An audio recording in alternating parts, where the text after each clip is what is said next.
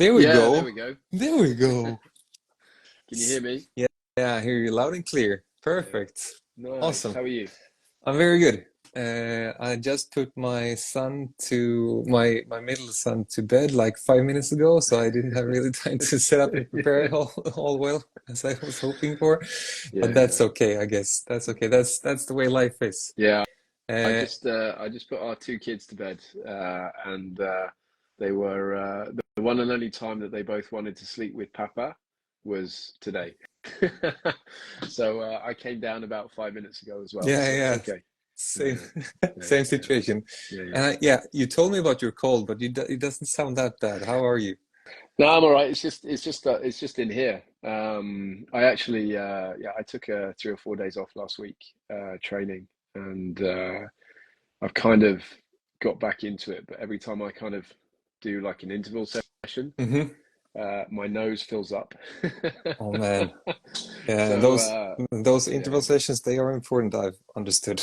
well, they're important for the. I think at the moment it's like I've got nothing really to train for, so it's actually just like a kind of like energy release, right? You know what it's like with work, and then you've got two kids. It's not like you can go out every day for like 2, 3 hours. Exactly. I So, had the you same want to, thing going yeah, today, actually. I did yeah, the same thing. I had to, yeah, energy release, as you say, lunchtime yeah, intervals, 45 minutes ish, and then boom, boom, boom, boom, boom. yeah, It yeah, was yeah, amazing. yeah. Yeah, I did. I went for a run yesterday and did the old yeah, one of the sort of workouts that always works for me is like X times 3 minutes. Uh-huh. So whatever you can fit in lunch, right? And 3 minutes, if you're going fast, it's around about 800 meters. If you're going slow, it's around 700 meters. So with the GPS not being exactly spot on, 3 minutes is kind of a little bit better than worrying too much about the actual distance. And yeah, I went and did that yesterday, and I woke up this morning. I was like, "Oh, here comes the cold again." That's pretty smart, actually. I Yeah, need to take that into consideration next time because I'm always looking at the amount of kilometers that I can do and so yeah, forth. But hey, yeah. hey guys. Mhm. Hey everyone that joined. Welcome to this live session. We are today going to talk to Sean Everett. He Mhm. is the CEO of Endurance Collective, but I'm going to let you talk a little bit about yourself. But first, Mhm. my name is Marcus. I have a gravel, yeah, kind of gravel account, I would say, right? Mhm. There's all you guys joining me. You know what kind of content I produce. Um, Mainly gravel focused, but the idea with this series now of interviewing people is that I am kind of a newbie, right? I am not the guy that knows everything about everything. So even though that you guys are very friendly and ask me a lot of questions, and I try to answer them to the best of my knowledge, but that's why I want to speak to people that can actually answer all the stupid questions that I have and maybe some of the sort of questions that you have, because I'm a normal mid-pack rider. I'm not something special. I just do this for fun and as a hobby. So I'm like everyday Joe basically. So, but nonetheless, that's why it's also kind of interesting what we're going to talk about today, I think, because this do not only applies to the pros, what we're going to talk about today, and we're going to talk about nutrition and fueling, and yeah, and that's why I have Sean with me today. And yeah, let's just talk to me, Sean. Who are you, and Mhm. what is Endurance Collective? So who am I? That's a very deep question. But let's keep it sort of relevant. I like to talk, so you might have to pull me back. I'm a lifelong endurance athlete. I was pretty serious for a lot of my kind of sort of younger life. You know, swam you know, pretty much international level. Rode at national level, won a couple of British championships. In between, played a bit of rugby and basketball.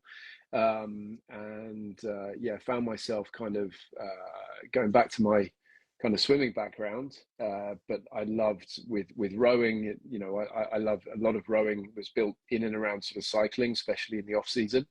So you know, all summers were spent basically you know on the bike, building that aerobic engine.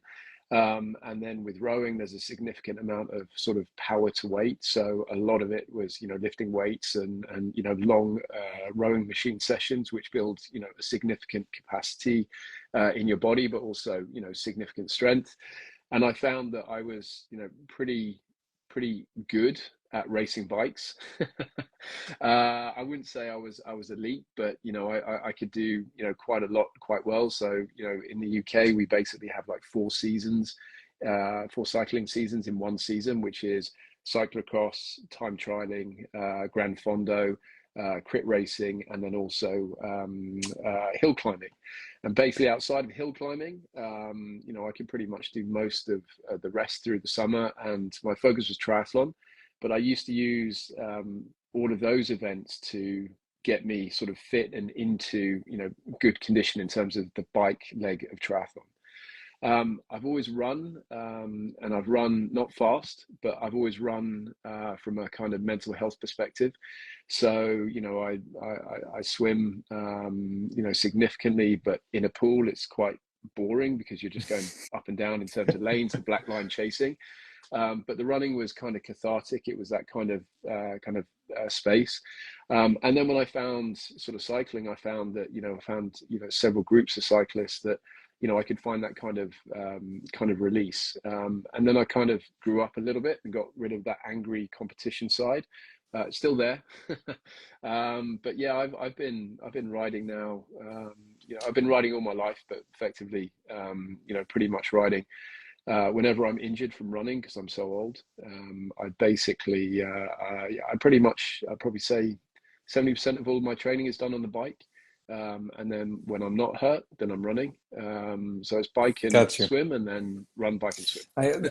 I hear this a lot, right? I listen to a lot of other podcasts and stuff like that. I hear a lot of people talking about that, right? How they start cycling when they get that question, like, "Oh, I was hurt because I used to be a runner, and then I started cycling instead because it's more, yeah, it's easier to get going and stuff like that." And then they sort of get really hooked by the cycling. I think that's pretty often I hear that. But one thing that you said now, and I'm a newbie Mm, cyclist, right? I only been cycling for 4 years, mm, and I hate running, to be honest. mm. So Yeah, don't hold that against me no, though. no. But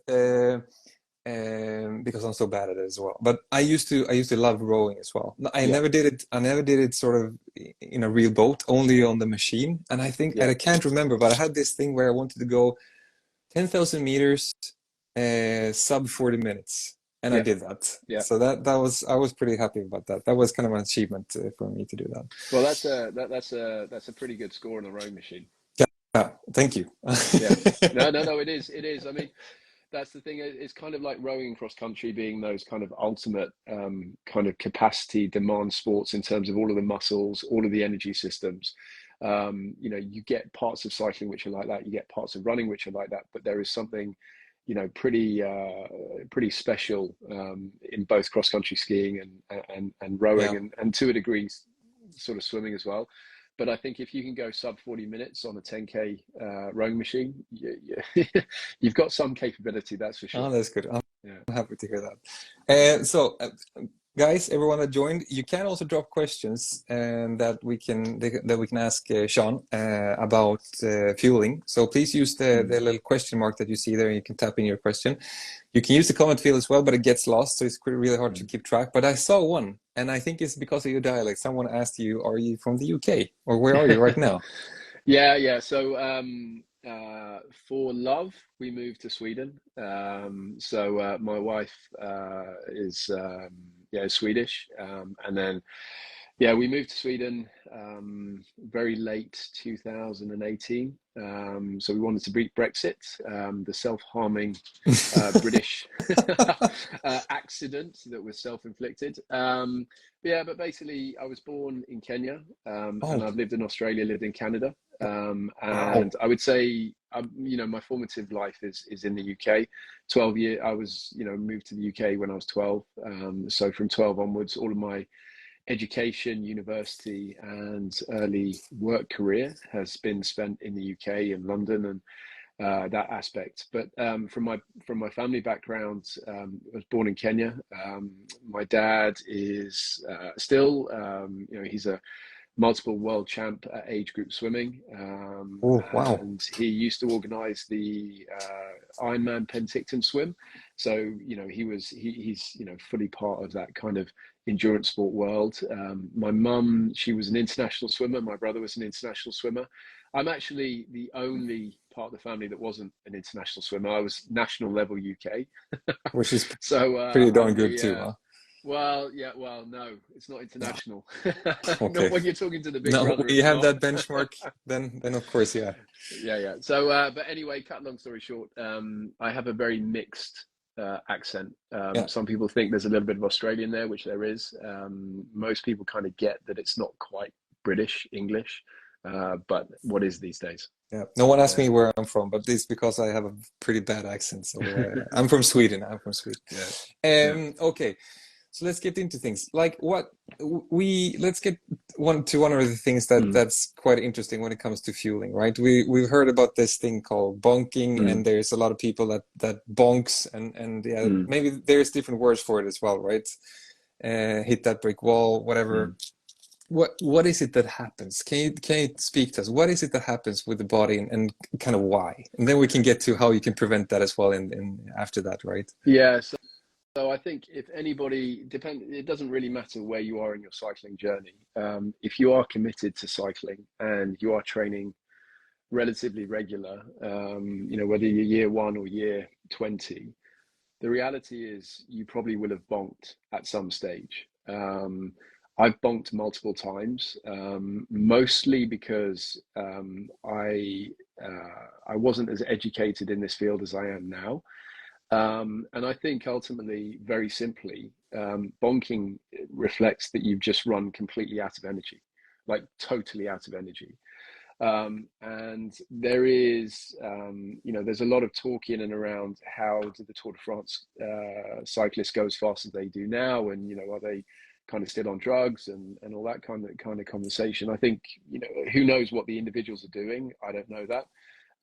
What I do know that in the last 5 years, 5 to 7 years, um, elite fueling has absolutely jumped ahead of where it was 5 years ago. Mm. So, as an example, probably even 10 years ago, you had elite cyclists, you know, riding up Mont Ventoux, you know, multiple day stage races, Alpe d'Huez, and they're maybe doing, if they're lucky, 60 grams of carbohydrate an hour in terms of their energy product that they're using and Now I have to consuming. stop you because Yeah, this is confusing to me because yeah, I'm not an expert, and when yeah. people start talking about carbohydrates and stuff like that, so then I also need to ask you the questions like, what is a carbohydrate, and why does this matter, and Yeah. why is that figure something like where does that come Yeah, from, yeah. right? So I'll unpack that in a second. But let's just really sort of double down on the bonking. Yeah, Quite simply, bonking is just purely running out of yeah, energy. And a lot of time when you see, so as an example, Tadej Pogacar, last year's Tour de France, where he had that one day where he was fending off the two kind of attackers from Jumbo Visma. The Primoz and reality is Jonas, yeah, he himself said he bonked, right? yeah. And what that physically means is that you have absolutely no energy in your body. Now there are some people that understand what bonking is and the amount of energy you have in your body. So in our fat stores, even if you're a really lightweight climber, and you know, if you have, you know, in and around 10% of body fat, you have an almost unlimited amount of energy in your body in your fat stores, and this is fat that's around your organs, like your heart and your lungs, your kidneys, but it's also fat within, like, in and around your stomach, and all of the fat sort of areas that we keep fat. And that is really, really important for us from a hormone perspective, from a life perspective, from an immunity perspective, and just general life. So, you know, it's really important that we have those energy stores. But those energy stores come into effect when we are burning energy slowly, Yeah. right? So Yeah. you Okay. can burn fat, and you can burn it slowly. When you are on a bike, when you are running, when you are working out, and when you're working out for a significant amount of time, and there is some form of intensity there, your body cannot burn that specific amount, that specific energy fast enough for your muscles to use. So it then turns into, and what I'm saying is, I'm saying that basically, if you're not taking any carbohydrate, any sugar, any energy into your system through a drink, a gel, or a bar, or a banana, or anything else you want to use, basically you then rely on an amount of glycogen, which is your energy stores in your muscles.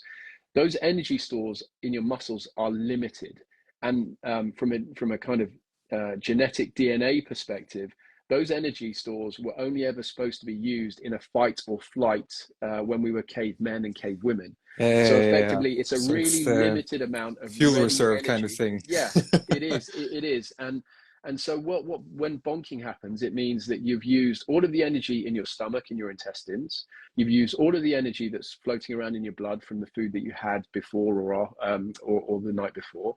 And you've used all of the available energy in your stomach, in your intestines, and your blood. And then you've also used all of the available energy in your muscles. And And once you've done you're that, painting a very dark picture here, man. well, that's you know, when I bonk, I know the signs of low energy for me is I get emotional. So I get angry on the bike. I get a little bit more annoyed with cyclists. Sorry, not cyclists. I get more annoyed with Car car drivers. drivers. I begin to Who feel doesn't? sad. No, well, yeah. But you know, I begin to feel a little bit sad. I stop talking. The conversation that happens in my head becomes more negative. I can't do this. I can't keep this up. When's the pressure going to stop? When's the full gas going to stop? When are we going to stop? When are Yeah. we going to get to a petrol station? Right. And those are key signs for me that I'm running low on energy. Ah. And then when I bonk, I have to stop. Like you literally have to stop. Yeah. And I don't think bonking is bad.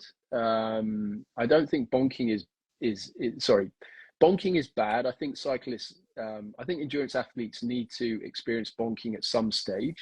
Yeah, because you need And to I learn think, to push as well, right? Like find your limits somehow.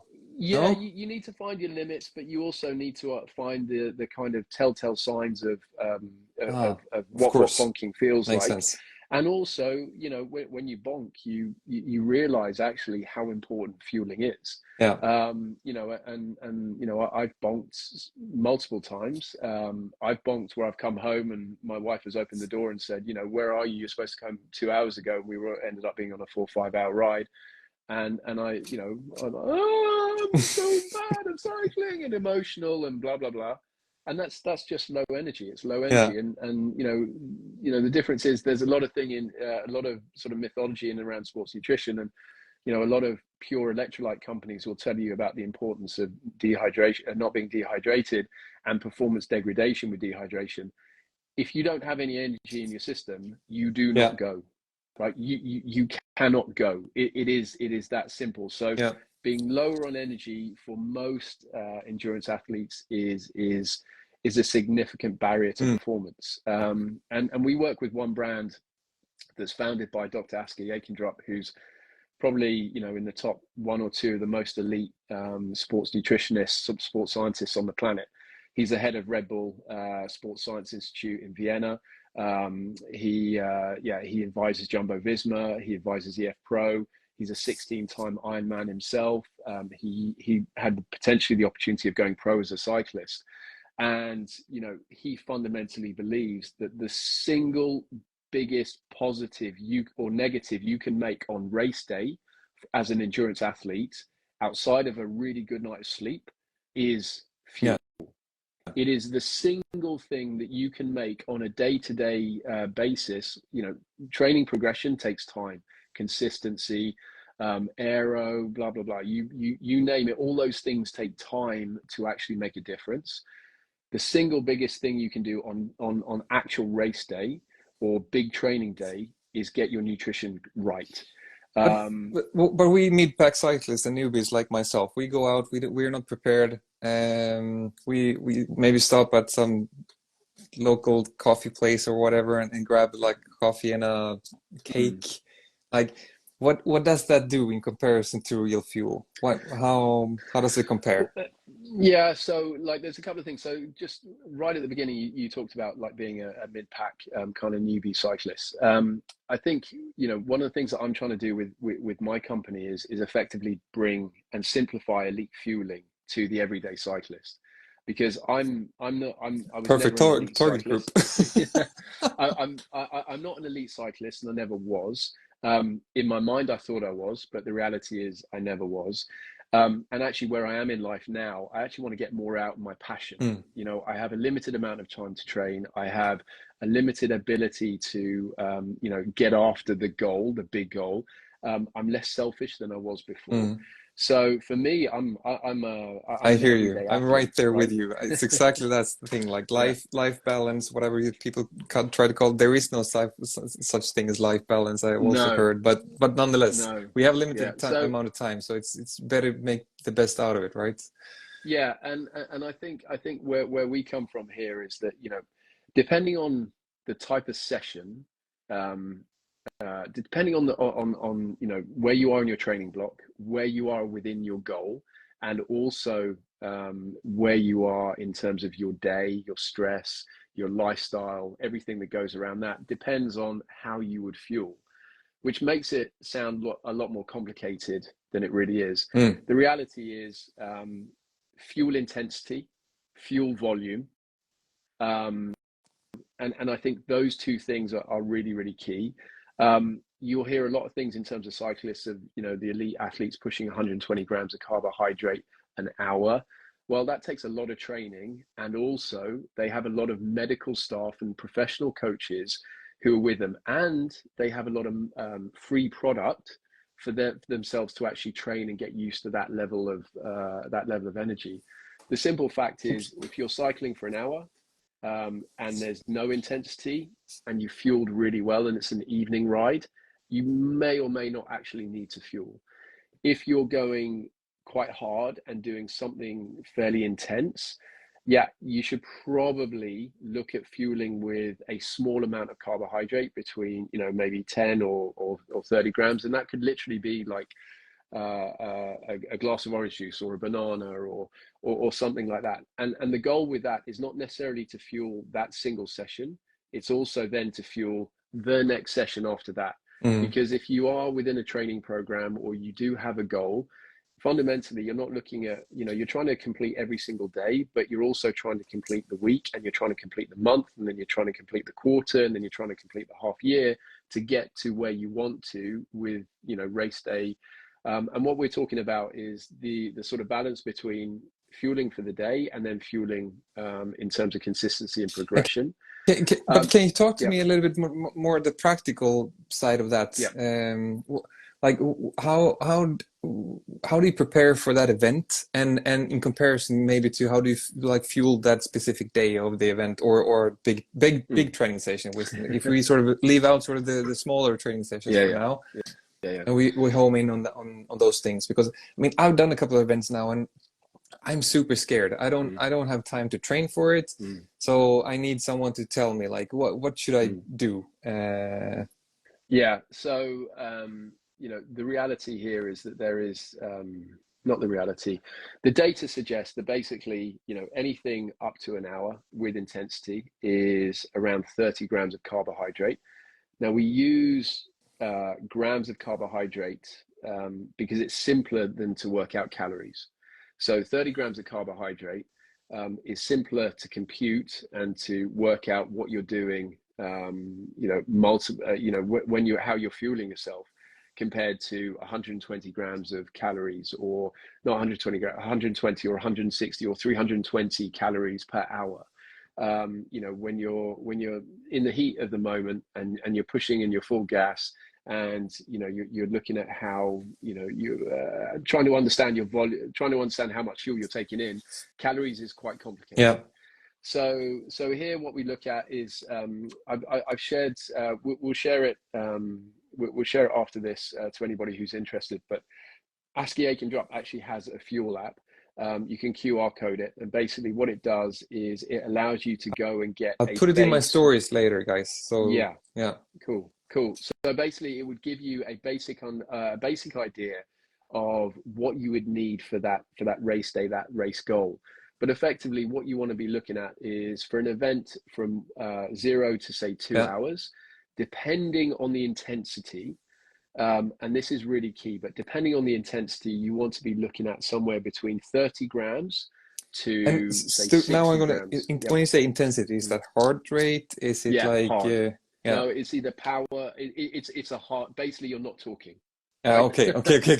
Right. So if you're looking at intensity at that level, Yeah. you know, or maybe you are talking, but it's very limited. It's very, you know, you've got to hold your breath. You've got to, you're not nose I breathing. know You're what you not mean. relaxed. I've been Yeah, there. yeah. Yeah. Yeah. So you know, you're looking at your watts, you're looking at drafting, you're looking at making yourself as efficient as possible because you're in the moment and it's quite intense. So it would be, let's say you go out for a, I don't know, a 90-minute ride, and you've got, say, 3 by 20-minute intervals, or, you know, like 10 by 5 minutes, or, you know, you're doing your 40-20s and you're doing 3 blocks of 40-20s. You know, that's a significant amount of intensity. So anywhere within that space is in the region of 30 grams of carbohydrate, and say 60 to maybe 90, depending on how well you tolerate carbohydrate. Yeah. Because Then what is as the soon as you risk get, if you take a little bit too much? Just to mention that as well. yeah, What can happen? yeah. And if because uh, you told me once, like, you need to train to take in that amount of carbohydrates, right? You need yeah, to sort of you need to exercise your stomach, basically, your bowel. What yeah, happens you if you do. doesn't? So there seems to be a lot of evidence that most people, and I'm saying most people because we have to caveat all of this with your personal response. So this is why it's really important to train and to test your own sort of limits and where you are and what you need from a fueling perspective. But the reality is that what you're looking at is you're looking at a period of time to train your stomach to be able to hold a significant amount of carbohydrate. Now, when I'm saying carbohydrate, I'm talking about sugar, Yeah. right? That Now, let's leave out the that is wider the world best sort, connotation more of or less sugar. the best source, right? Yeah, Or yeah, some form of well, it's carbohydrate, but some form of like yeah, sugar, yeah. basically. And effectively, it looks like most athletes can very easily absorb 30 grams of carbohydrate. Okay. Most athletes can absorb How much pretty is it there, easily. like, in to get a little bit perspective? How much is it in a banana? Well, last time I looked at banana, actually, I can't remember the last time I looked at a banana. I can go and look at it now. I gave up fueling with I bananas was trying to get to that quite a while point ago. because I was, Yeah, if we could do this, the simple math of, like, how many bananas do you need to carry with you in order to sort of to cover what to uh, fuel yourself 23 properly. grams on average. On average, Wow, an I'm average banana has surprised. about 23 grams But of carbohydrate. still, there's a lot of bananas you Um, need to carry in your back pockets if you want to go out for like a Saturday long ride. Yeah, the other thing you have to understand with a banana, and this is why I kind of, you know, I low intensity rides, I do fuel with bananas because I think, you know, there is an absolute important need for us to have like Yeah. good food, right? So, you know, the reality is, I don't eat gels 24/7. Basically, you know, I do balance things out, but yeah, if you're looking at that sort of, you know, 2 hour mark, you're looking at between 30 and 60 grams of carbohydrate, and that should be fairly easy for most people to get to. There will be some people who can't get to Yeah. 60. Absolutely fine. You know, there's nothing wrong with you. It's just most people can get to 60. And that's probably because the amount of sugar that we generally eat in our daily lives now with processed food and, you know, other things and families and kids and ice cream and stuff like that. But if you're really looking from a performance fueling perspective, you are looking at going above 60 grams of carbohydrate. And So that now, takes, now I have one Mhm. of these. You gave them Yeah, to me, and I yeah, like yeah, them. yeah, But what is the benefit really? Instead of like carrying all those bananas, why should yeah. The I use benefit, stuff like this? yeah, the benefit of something like that is the people behind Never Second and the you know, a lot of people behind energy brands. They're looking at what our body really wants and really needs. And you know, we can talk about the merits of carbohydrate for sedentary people and, you know, health and office workers and things like that. But if you move and you train, carbohydrate is absolutely what your body wants, and Yeah, carbohydrate is what your body needs. So from an athletic perspective, from a fueling perspective, from a performance perspective, carbohydrate is really, really important. And those products, the gels, the bars, the drink mixes, they not only give you a readily available, fast source of carbohydrate, but to fuel you in almost in the moment, they also deliver some other minerals which also help your body's efficiency and performance when you're working at intensity. So a gel is, I mean, there's a lot of people. I remember the first time I took a gel. So it's more than like a liquid Haribo, because a lot of people Yeah. eat Haribos as well, right? It's more than Well, that. yeah, but it's okay. So those products are more scientific. So in those products, Yeah. you're looking at 2-to-1 carbohydrate, right? And I don't want to go too deep into this, but basically 2-to-1 carbohydrate. You know, a lot of that is in the marketing of these products. But effectively, what that means, you're combining two types of carbohydrate, which means you have fast carbohydrate and sustained carbohydrate. So you're going to have one source of sugar, which is going into your body quickly, and another source of sugar which is burning into your body a little bit slower. So you get a quick energy hit, and then you also have a sustained energy hit. But also the other science behind 2-to-1 fueling, which is it was pioneered by Aski Aikendrup from Never Second. Basically, by combining two types of carbohydrate, you also increase the tolerability within your stomach. And so you also have a slightly, you decrease the opportunity for an upset stomach. And effectively what that means, so you basically have an ability to increase the amount of, increase the amount of carbohydrate that your body can actually take and accept in its stomach. So, to get, so a Never Second gel has 30 grams of carbohydrate per gel. You're looking at 3 bananas minimum, 3.5 bananas, maybe 4, close to 4, depending on the size of the banana. You need to take that into please consideration now too. today, go and eat 4 bananas in an hour. Yeah. And that's interesting and difficult. Yeah. I think my well, stomach, I would need to go to the men's room a couple of times as well, I guess. Yeah, so these types of products, so they're very much aimed at in that moment kind of fueling, and they're very much developed to increase and support performance. Not increase performance, that's up to you, but they're very much developed to support your performance.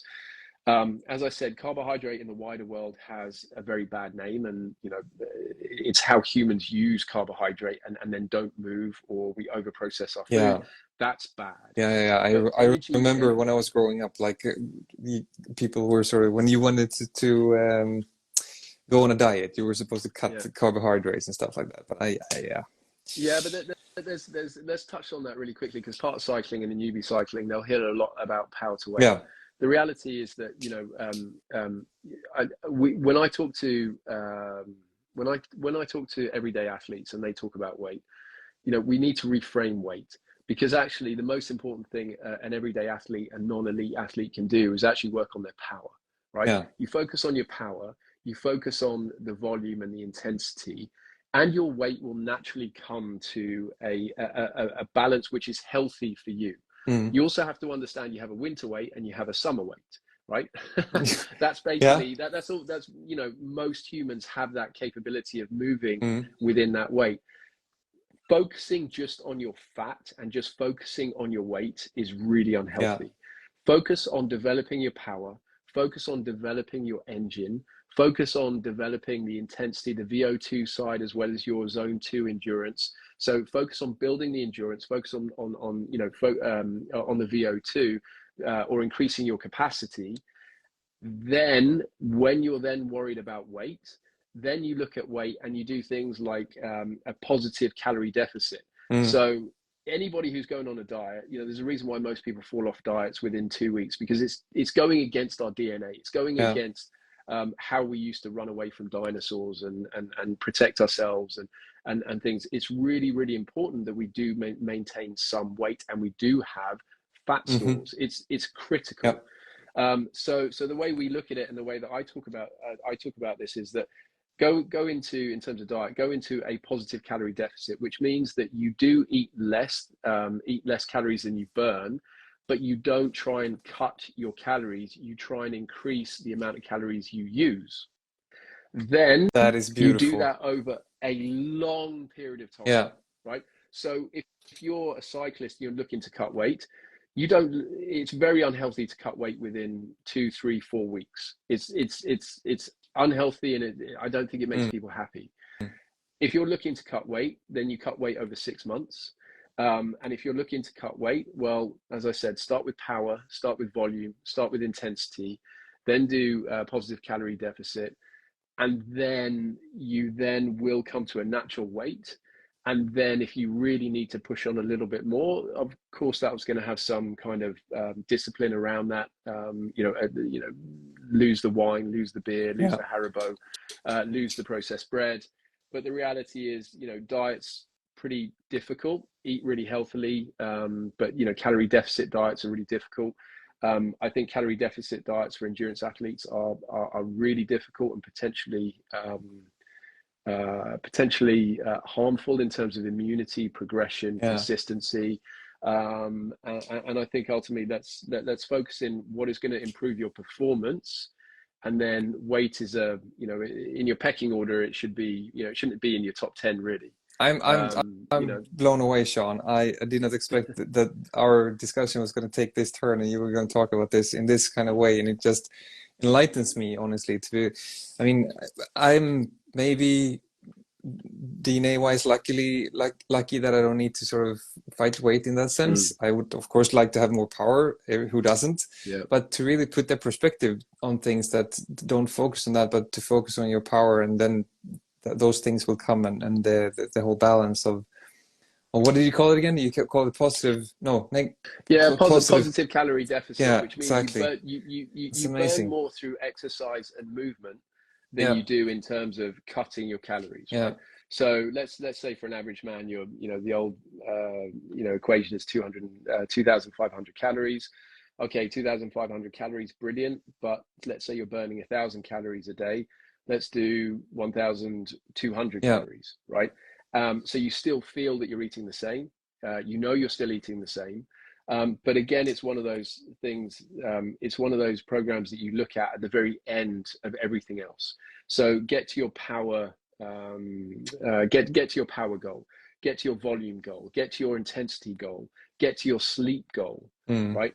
Do all of those things first. Eat really well, eat a balanced diet, eat the rainbow, fuel your intensity training, fuel your volume training. Those things comes first, and then you look at your kind of weight. I'm getting goosebumps. I love it. I love it. This is so good. But we need to spread the gospel.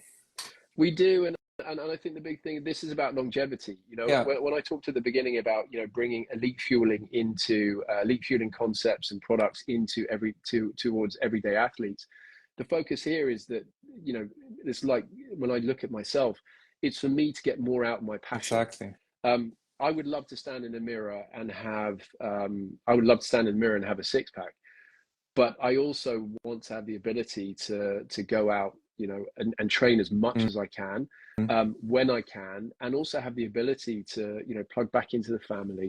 I want to, I know that, fundamentally I could be a hell of a lot lighter if I wanted to, but I also want to enjoy what I do. And I also want to be happy. And for me, if I get my power right and I get my VO2 max right, and I really work on that side, and I train and I fuel consistency. We use this terminology called fuel the demand. So basically, what is the demand of your event? What is the demand of your training? Fuel that, and then everything else will take care of itself. And if you kind of look at that, and that's what the elites do. The elites, you can go on YouTube, you can see how many rowing Olympic athletes, how many cycling Olympic athletes, how Tour de France athletes, they're all like, I eat 7,000 calories a day, I eat 5,000 calories a day, I eat 10,000 calories a day. Yeah, because they're fueling the demand. And it's really simple. They do that for a living. We don't. Yeah, exactly. But the core story of that, the core lesson in that is that they have medical people around them saying, you need to eat to fuel your progression. You need to eat to fuel your consistency. You need to eat to fuel your training. And people forget that message. they just see the really skinny Yeah. athlete on top of a mountain, which is super impressive, right? What these boys and girls do is just phenomenal and amazing, and the discipline, and it's hats off to them. Yeah. But you've got to put that into your own life, and you've got to think, actually, are you going to be a better athlete for training for a whole year, or a better athlete for training for 4 weeks? I need to stop you there, Sean, because I have a question that came in earlier today from Linda, one of my followers. She asked, is there a difference in between how to fuel for like if you're a woman or a man? What's your opinion? I mean, there is a difference. Okay, baseline, I say no, absolutely not. What I would say is, for a woman, you need to probably train a little bit more in terms of your body's ability to absorb, not your body's ability to tolerate a higher level of carbohydrate. But fundamentally, no. I think possibly. I mean, this is going to be this. It's not controversial, but I actually think women are probably better endurance athletes than men, for various different reasons. I think they can take more pain than we can. And also they don't make. I think men generally will make silly decisions because they're fueled by testosterone. And I'm going to be honest with you. I did a swim run race 6 weeks ago, and I made a very silly decision in the first 15 minutes of that race, which then for the next 3 hours meant I had cramp. And it wasn't to do with nutrition. It wasn't to do with sweating. It wasn't to do with sodium. It was to do with the fact that I decided I want to stick with the leaders, and I wasn't in the physical state to stick with the leaders. So I think women generally being a little bit smaller, carrying a little bit sort of less muscle mass. The reality is that you do need to work maybe potentially a little bit harder on or a little bit longer on the amount of carbohydrate you can take, but fundamentally no. These rules apply to the universal sort of human sort of athlete. Cool. That's a great answer. Thank you very much. Another question that came in was regarding if you see a difference, sort of, if you do these. That has become more and more popular now. The more extreme events that you go like 24-hour plus whatever. Yeah. And in comparison to normal event, which is a couple of hours probably. Yeah. Handful of hours. Is there a difference in the fueling strategy there, or how do you see? Yeah, I think so. And I think when you go that long, like the ultras like Badlands, really interesting. We fueled a couple of athletes at Badlands this year. Everyday athletes, not the elite athletes, everyday athletes.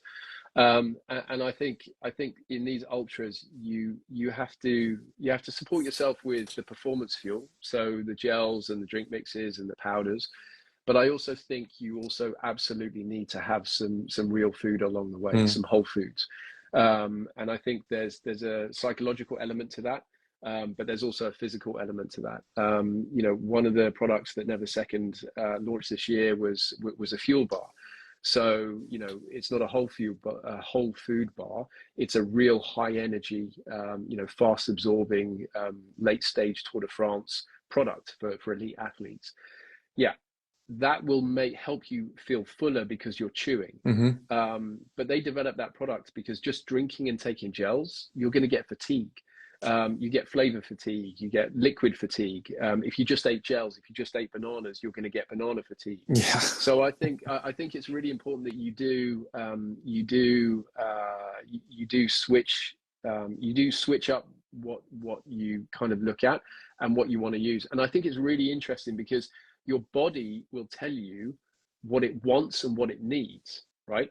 So there's huge amounts. I mean, Courtney Dahlwater, who has just won UTMB, her go-to on trail within 24 hours, a 100-mile foot race, her go-to is a certain fast food joint's French fries, right? Cold, because she wants the oil, she wants the fat, and she wants the salt. Yeah. I've done a few, I've raced across Scotland, coast to coast.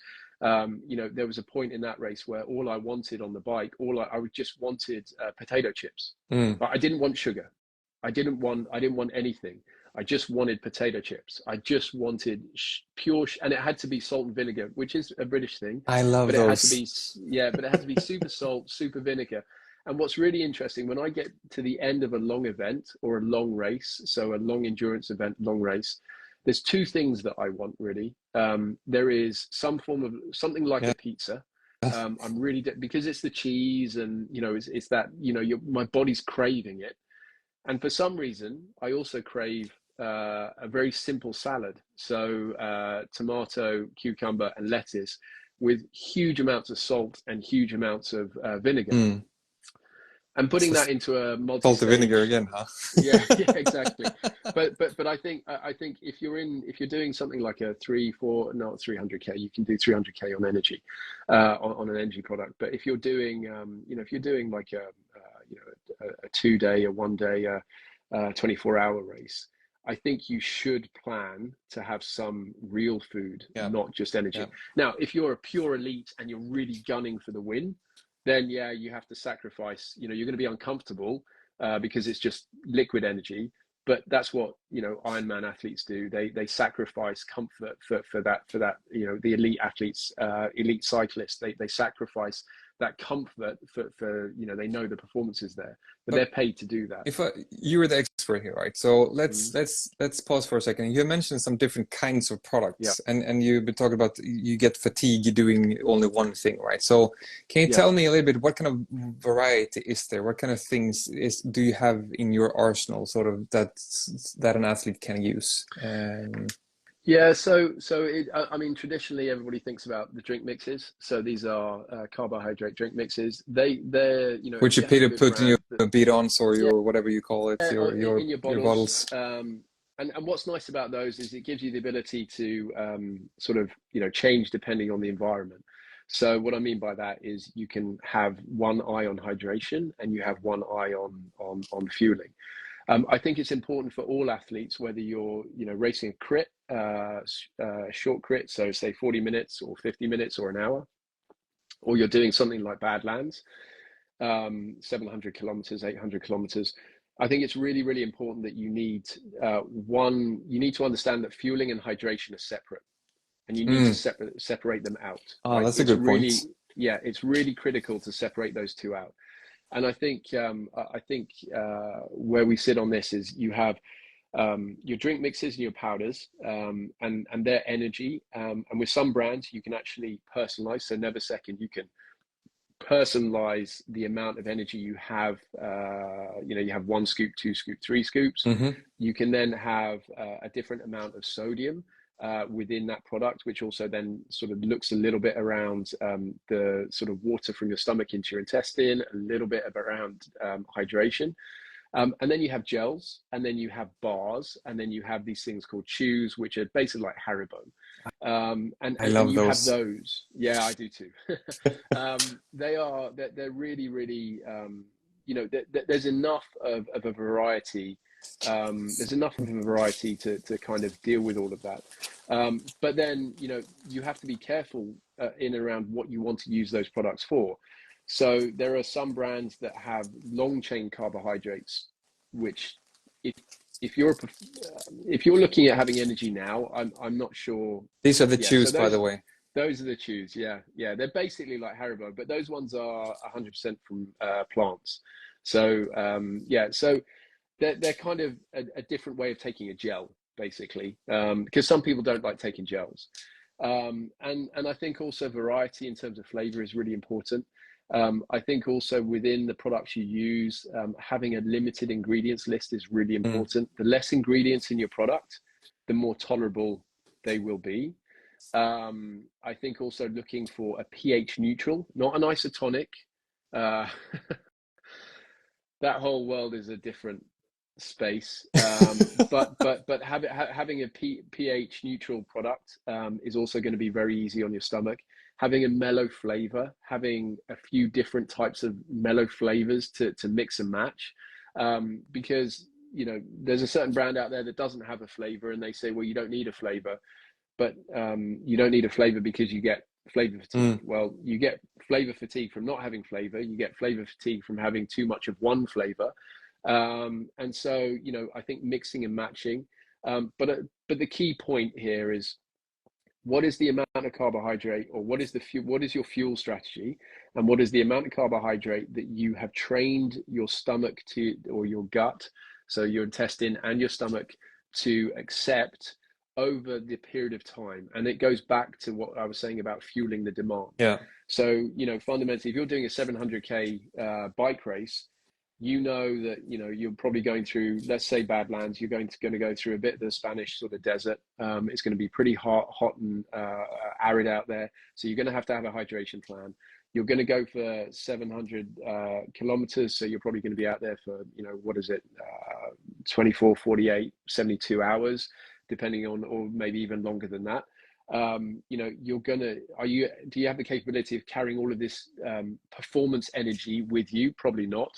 So what are you going to use to supplement the performance energy? And as I said, we fueled a couple of people at Badlands, and, you know, I was quite keen to stress, yes, performance fuel, absolutely. Yeah. But don't forget real food. Yeah. Well, let's talk. Real food is something that we're going to now segue to start off with the next question. And one thing that has been in demand is the questions, like, and there's more and more people doing events. We talked about that earlier, but can you just tell me? Can you help me to walk through, like, the couple of days before an event and until sort of I'm standing there on the start line? What should I do? Like, normal foodish, and when should I start to maybe even start using gels before or whatever? So it's a really interesting question. So again, you know, looking at what the elites do, and trying to sort of bring that into a simplified version for the everyday athlete. You know, you've done all your training, and your training's gone really, really well. What you don't want to do is then immediately start overeating and then put extra weight on, just because you're tapering and you're coming down.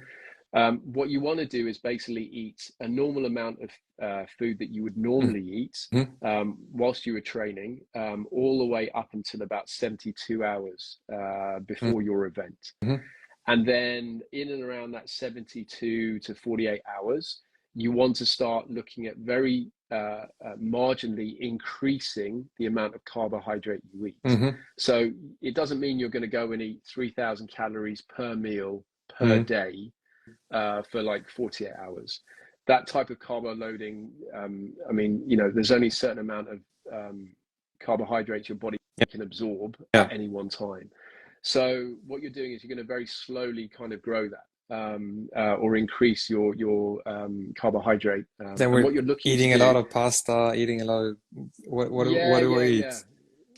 So about Rice. 72 to 48 hours, you can still eat, you know, you can still eat some fat, fiber, and protein. And then once you get within 48 hours of your event, you basically want to really simplify your fuel. And what that means is effectively you're looking at very simple white carbohydrate. So you're looking at white pasta, white bread, white rice. You're looking at a minimal amount of fat. You're looking at a minimal amount of like fiber, so vegetables, and you're looking at a minimal amount of meat. So fat, fiber, and protein, basically all of those come right down, and then your white carbohydrate goes significantly up. Okay. And there's a reason why white rice is the preferred carbohydrate, whole food carbohydrate in cycling, because one, it's gluten free, and two, it has gram for gram, kilo to kilo, it has a denser energy than pasta does. Okay, thank you. I just learned something. I'm going to eat rice next time. I ate pasta. I'm going to blame my bad performance. No, pasta. For me, I don't have a problem with gluten or anything like that. So, you know, for me, I focus in on very white pasta with a little bit of olive oil, a little bit of cheese, obviously salt and pepper and garlic and stuff like that. But you know, the reality is 48 hours, you want to go, you know, as I said, really white, really simple, Yeah, got you. you know, and you know, really cut down your fat, fiber, and protein. And then the morning before, 24 hours before your race, you're going to have a fairly decent breakfast. Again, very white, very simple. You can have a little bit of fiber in there, so some fruit and stuff like that, because you know you need to be healthy. Mm. And when I say healthy, I'm talking about just bodily functions. I'm Yeah. not talking about, you know, vitamins and minerals. And then your lunch, 24 hours. That lunch is probably going to be your last decent, like your last focus meal. So I grew up in the area where the era when, you know, your last meal was the night before, and you would literally eat everything in sight, and then you couldn't sleep. And that's, That's you know, another kind of that's bonking. yeah, yeah, it is. But the reality is that, you know, that lunchtime meal is going to be your last big meal, and it shouldn't really be a huge meal. It should be, again, slightly more than what you want, but again, very white, very simple Mm-hmm. sort of fuel. So, you know, French fries, pasta, rice, pizza, very simple pizza. Then the evening of the race, evening before the race, you should really look at an energy drink. Just have an energy drink with you. You know, you're Yeah. just sipping on the energy drink. You're not focusing on finishing it. You're just focusing on having it with you from like 6 o'clock in the evening. Mm-hmm. It's 500 mils, 700 mils, And 750 mils, whatever the size of your bottle like a is. drink mix, what you call it, Yeah, one of yeah, those. like an energy drink. Yeah. Yeah, Mm-hmm. like an energy drink mix. And basically, what you're doing is you're just supplementing. You're just making sure those glycogen stores in your muscle and in your body are as high as they can possibly be. Mm-hmm. It's very simple. You just have a bottle and you just sip, Yeah. sip, sip. You don't have to finish it. You don't focus on finishing, because 500 mils of fluid just before you go to bed might sound like a good idea, but it's going to ruin your sleep. Mm. And sleep is absolutely Oh, critical to yeah. performance, True. right? Waking up a Yeah. couple of times a So night because you have to go to the yeah, bathroom or something like that. Of yeah, course, it's not yeah. ideal. It's not ideal.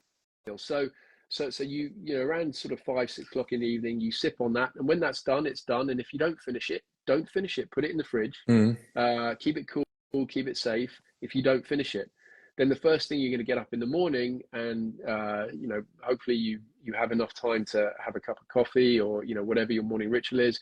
Go for a little walk, get the stomach going, get whatever you need to out of your body, and then, you know, continue to sip on that drink if you haven't finished it, or make a new one, and just have it there with you. And then you again have your very white, plain, energy dense breakfast. Mm-hmm. Really white, plain, energy dense breakfast. You shouldn't really have a huge amount of problems with like fiber or feeling heavy, because, you know, you've kind of limited all that side of your nutrition. And then, you know, I mean, depending on what your race is, if 700 kilometers, I don't think you need to take a gel 20 minutes or 40 minutes before a race. If you're doing a crit, you know, 40 minutes for your race, 30 minutes before your race, yeah, you do a gel. Yeah. If you're doing say a gravel race of 130k, and you know the first 20, 30, 40k of the gravel race is going to be fast, because they're always fast. Every race start is fast. I've never been in a race where everybody's gone, you know what, we're not going to be able to keep this speed up, so let's start slow. That doesn't happen, right? Is So that so? then, yeah. 20 minutes before that start, between 20 minutes and 40 minutes, get a gel. Do the gel. The reason why you do the gel, or you do an energy bar, but not a whole food energy bar. I don't care what brand tells you that their energy is fast. If there's seeds and nuts in that bar, it is not fast energy. No, it's not It's just not. fast enough, maybe. It's not No. fast enough. So I would generally defer to a gel. And you know that, you know, never second 30 grams of carbohydrate, you know that that's going to take you through the first 40 to 60 minutes if the pressure is Yeah. on, and you cannot and you cannot, you know, reach down and grab your Exactly. bidon, or reach back and get a Yeah. gel. So you got that 40 minutes. This I realized myself. Like when Yeah, you're in that starting like half an hour where it's just yeah, it's mayhem. yeah. You don't. And also, if you want to go on a gravel race, and it's bumpy and you're little on someone's wheel, you don't want to let go of that handlebar to grab No, something. no, You're no, so no, no. focused on not crashing, basically. Yeah, Uh, yeah, exactly. And I think it's really important there when we're talking about that is also, you know, you have confidence in what you've done because, you and know, Björkkulte, not 40. crashing like you did. I saw that you just posted something. um, but you really don't, you want to limit the amount of decisions you have to make in the early part of the Yeah, race, and you want to limit the amount of decisions you want to make in any race. yeah, But fundamentally, you know, you need to be engaged with the moment. You need to be in that moment. And certainly at the start, generally races are full gas. yeah. And so, you know, between 40 and 20 minutes before the event, before the race start, I would take a gel because if you don't want to finish the gel, it doesn't matter. Throw it away. Just take a little bit and then throw it away, or take a lot of it and it's okay. The other side of that is if you're trying to do 500 mils of in a bidon 20 minutes before a race, well, that's going to make you feel uncomfortable again with that amount of liquid in your stomach. Yeah. So focus on that gel, and yeah, I think it's pretty plain and simple. And I think also where this plays in comes in importance. If you wake up and let's say you're a you know, you enjoy your caffeine, I enjoy my caffeine. Who Here, doesn't? basically, this is, yeah, well, some people don't. No, I it's just spoke okay. to a It's guy okay not to. yesterday. It's okay not to. So No, not no, it's judging. not. It's not. I don't know how you live. I don't know how you live. But anyway, cut a long story short, yeah, he's never really he's never had a. I think he's had a caffeinated drink once, but you know it's fine. There's no problem with that. But you know, from a caffeine perspective, you know, if you wake up in the morning and you have a cup of coffee, you know, get your body going, cup of tea, you know, whatever you use, green tea, however, some sort of caffeinated drink, get your body going. You know, that's quite helpful 2 to 3 hours before a race because that a little bit of caffeine and also some walking or some kind of movement helps get your system going, if you understand what I'm trying to say. Yeah. And then basically there is a performance gain with caffeine, but there is not a performance gain with the most amount of caffeine you can take.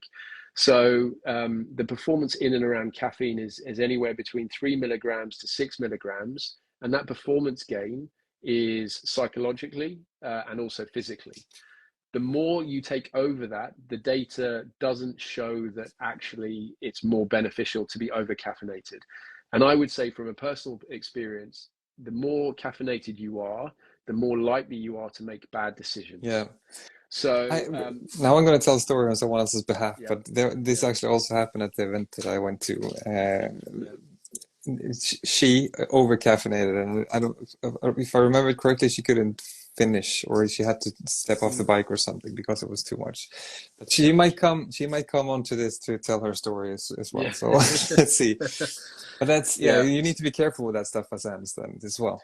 Yeah, yeah, you do, and again, it's this. You know, we eulogize, mythologize around what the pros do, and you know, there are some pros that take a huge amount of caffeine, Mm, but I think, you know, again, you know, they're used to it. They get free caffeine. They've got doctors. They understand what their body response is yeah, to it. They're finely tuned to it.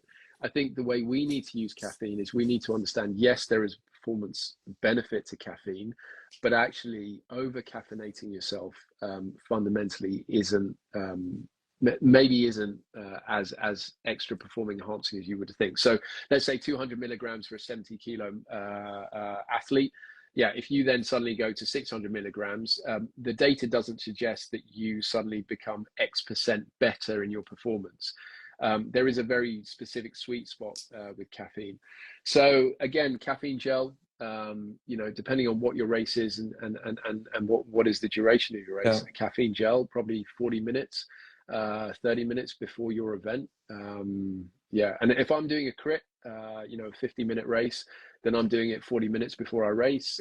If I'm doing, you know, 100K, then I'm probably doing, you know, a cup of coffee before, and then probably in and around the first sort of, I'd say 40 minutes of that 100K, I would then do a yeah, caffeine gel as well. yeah. Yeah, so you know the That's cool. combination of caffeine and carbohydrate is Yeah. fantastic.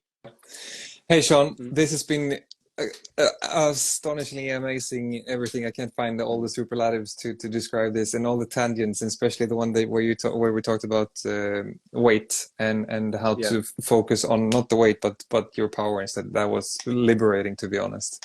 yeah, yeah. I want to thank you so much for taking the time, and I would be more than happy to have you back. We have plenty of things to talk to about again if we when we meet. So yeah, Yeah, I'd love to. I'd love to. It's been amazing. And then if you guys, if anybody has any questions that we haven't talked about, you know, I'm more than happy to talk with you, Marcus, and see how we can do that and talk about that. And yeah, really happy to come on again. super Yeah, awesome. Thank you very much, Sean. cool. Have a nice Cheers, evening. guys. Cheers. Yeah, Bye you bye. too. Cheers.